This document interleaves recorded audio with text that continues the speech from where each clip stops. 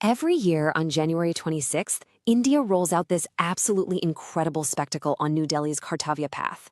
You see the massive parade, the military might, the vibrant culture. It's just a feast for the eyes. But what if I told you that every single part of it is packed with symbolism that goes way deeper than what you see on the surface? Well, that's what we're going to unpack today. So, to really get a handle on this, we've got to tackle a question that honestly trips a lot of people up. India has these two huge national days, right? But they celebrate two totally different things. And understanding that difference, well, that's the key to unlocking the real meaning of the entire celebration. Exactly. So before we get to the tanks and the amazing floats, we have to understand the day itself. January 26th is so important because it marks the moment India truly became its own boss, you know? The day it started playing by its own rules, laid out in its own constitution. The story of why this specific date was chosen is actually pretty cool. You have to rewind the clock all the way back to 1930.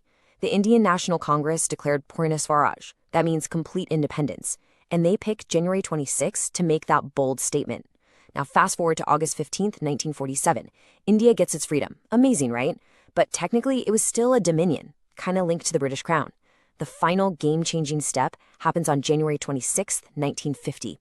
That's when India's own constitution, written by Indians for Indians, officially kicks in. The country becomes a fully sovereign republic. And yeah, they deliberately chose that date to honor the spirit of that 1930 declaration.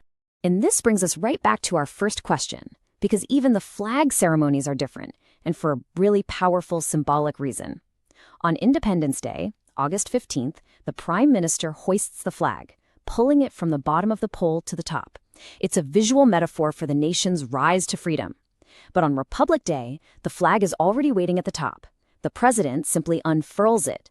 This symbolizes that the nation is already free and established, and is now proudly embracing its own constitution. It's a subtle but super important difference. Okay, so every Republic Day celebration has a specific theme, and the one for 2026 is especially powerful. The whole grand event is basically built around the incredible history of a single song that became the heartbeat of the freedom struggle. That's right, 150 years. The entire theme for the 77th Republic Day is the 150th anniversary of Vande Mataram. Now, this was so much more than just a song.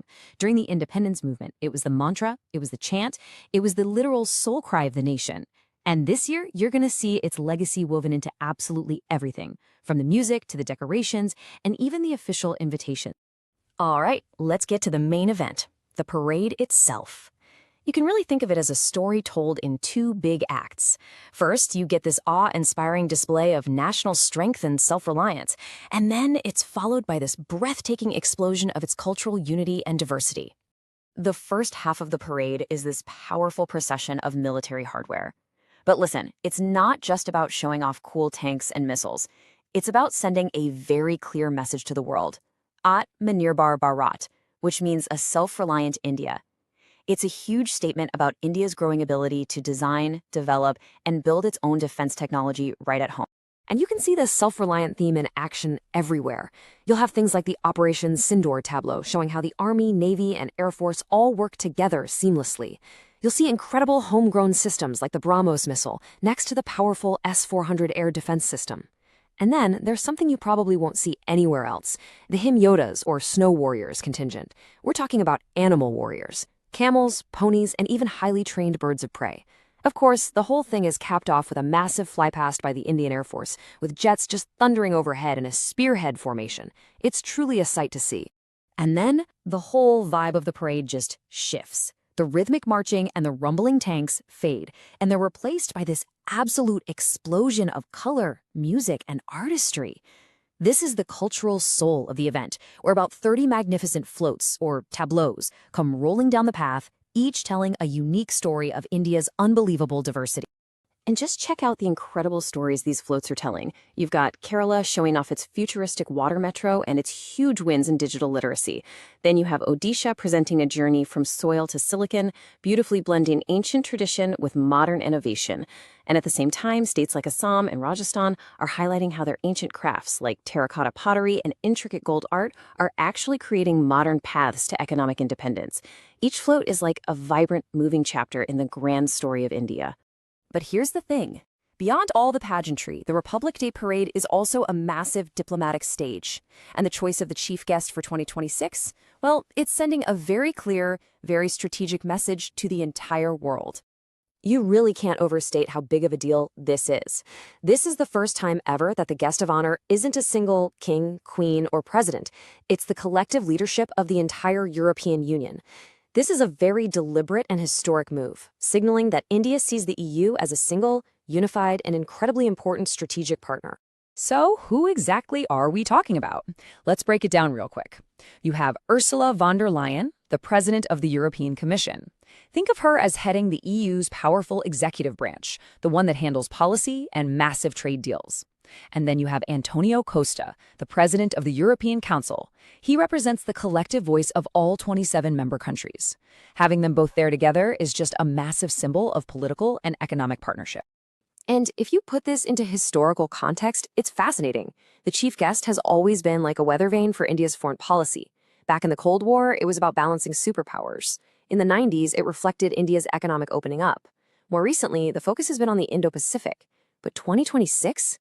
This marks a totally new era, supranational strategic integration.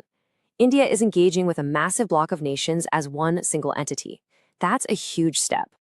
Okay, so let's tie all these threads together.